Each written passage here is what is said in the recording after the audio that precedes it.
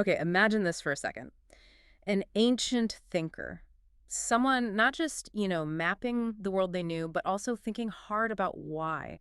Why are there seashells way up on mountains? How do volcanoes actually shape the land? Centuries before what we'd call modern science. Exactly. This person is grappling with the earth itself.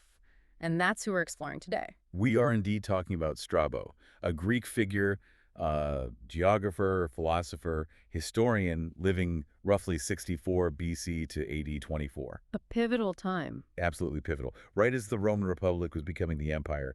And Strabo, his writings give us this amazing window into that world. He mixes sharp observation with some surprisingly modern-sounding scientific ideas. So our aim here is to get under the skin of Strabo's life, his incredible journeys, and his huge work, the Geographica. We want to pull out the really surprising bits, highlight what he gave us in understanding the ancient world, and maybe even, early Earth science. It's a way for you to get informed about this remarkable figure without wading through dense texts. Let's start with his roots. Where did this mind come from? He was born in Amasea in Pontus.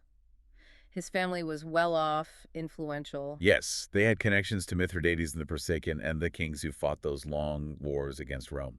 The Mithridatic Wars, right. But his family, they made a big shift. His grandfather actually sided with Rome towards the end, handed over fortresses. Talk about navigating tricky politics. Oh, absolutely. And that choice, it was complex. Siding with Rome probably secured their status, maybe even got them citizenship. Big advantages then. But it might have made things awkward back home. In Pontus, Persian culture was still strong, so he grew up balancing these different loyalties, different influences. You kind of see that throughout his work. And his education sounds incredibly thorough. It really was. He studied rhetoric with Aristodemus, developed a love for Homer there, then off to Rome, around 44 BC. Okay, Rome. Who did he study with there? He got into philosophy with Xenarchus, who was a peripatetic, that's the Aristotelian school, focused on observation, logic. Xenarchus was respected, taught in Augustus's court. Impressive connections already. And he studied grammar with Tyrannian of Amisus, another big name, a geographer himself, even knew Cicero, quite the intellectual circle. Wow. But maybe the biggest influence was Athenodorus Canonites, a Stoic philosopher. Stoic, so a shift from the peripatetic studies. Exactly. Athenodorus, who actually tutored Augustus, guided Strabo towards Stoicism, focusing on reason, virtue, living with nature. Plus, Athenodorus gave him first-hand knowledge, crucial contacts within that Roman elite. That network again. It all connects. It does. Before the Geographica, Strabo wrote historical sketches around 20 BC.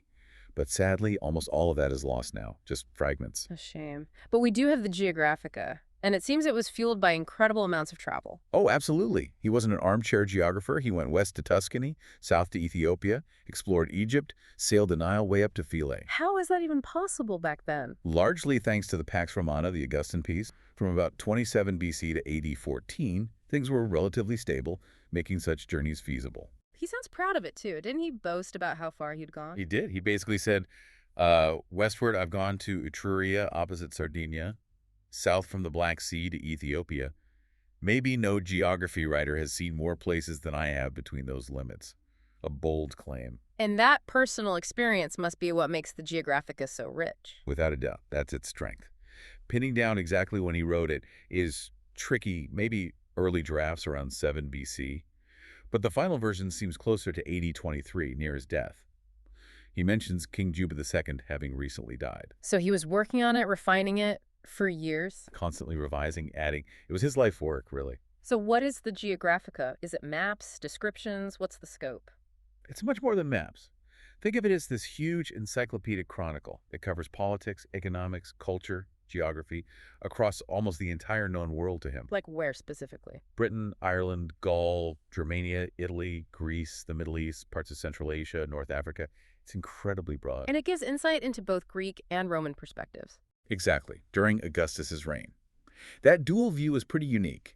He wasn't just focused on, say, the mathematical side of geography like some others.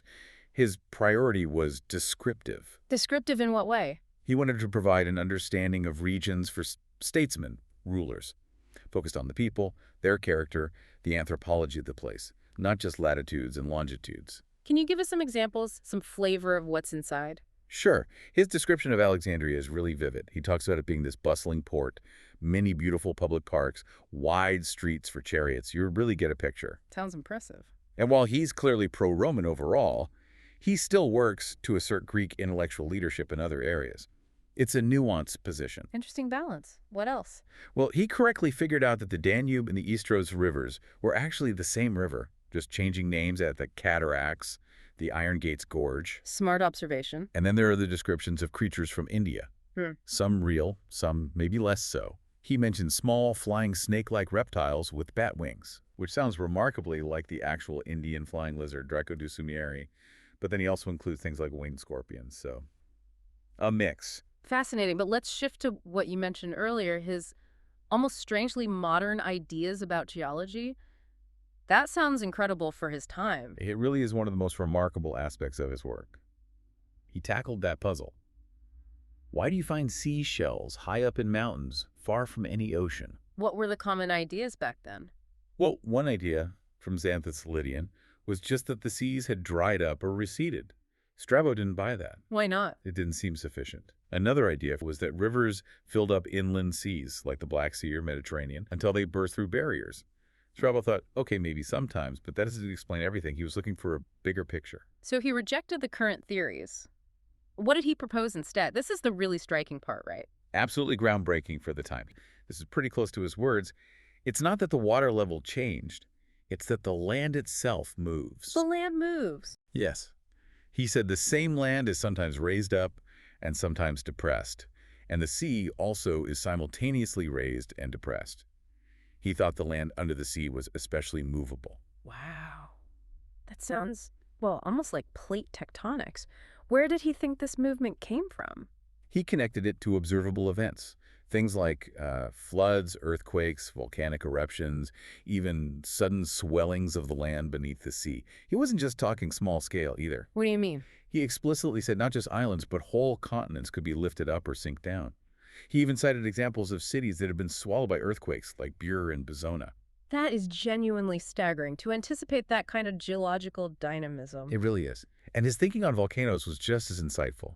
He didn't just see them as destructive, he had this idea of them acting as safety valves. Safety valves, how so? He noticed places like Sicily, with active volcanoes like Etna, didn't seem to have as many violent earthquakes in his day. He reasoned that maybe when these volcanic vents were closed up, the pressure built underground, leading to bigger quakes. When they were open, they released the pressure more steadily. So volcanoes as part of a dynamic system, regulating pressure, that's incredibly advanced thinking. It shows a mind trying to connect phenomena to see the bigger geological processes at work. Amazing. And his scientific curiosity didn't stop there, right? You mentioned fossils, too. Yes, near the pyramids in Egypt.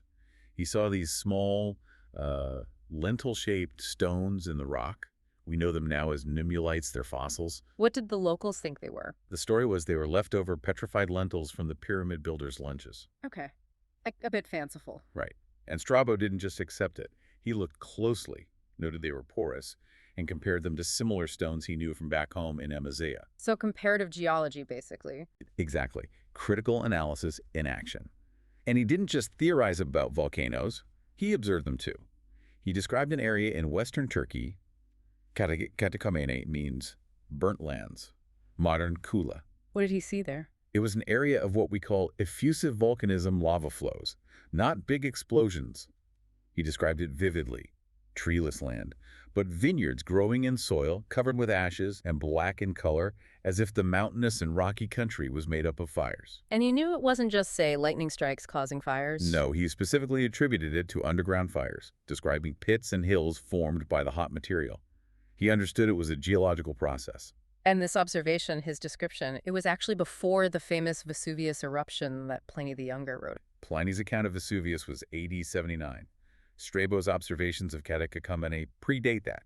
It just reinforces how long people have been carefully watching and recording what the Earth does. It really paints a picture of Strabo as so much more than just a geographer listing places. Absolutely. A pioneer observer, a critical thinker. You could almost argue he was an early, unacknowledged geologist. That ability to synthesize information from his travels, his education, and then propose these radical but often accurate theories about how the Earth works, it's just astounding. I think his work really underscores the value of looking closely at the world, Yeah.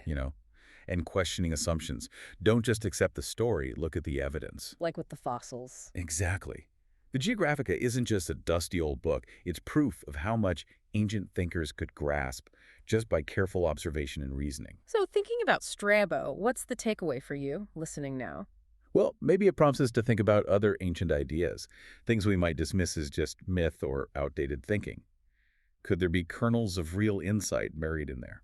It definitely encourages a fresh look at history, doesn't it? And reminds us to keep questioning where knowledge really comes from and to keep observing the world with that same kind of critical curiosity Strabo had.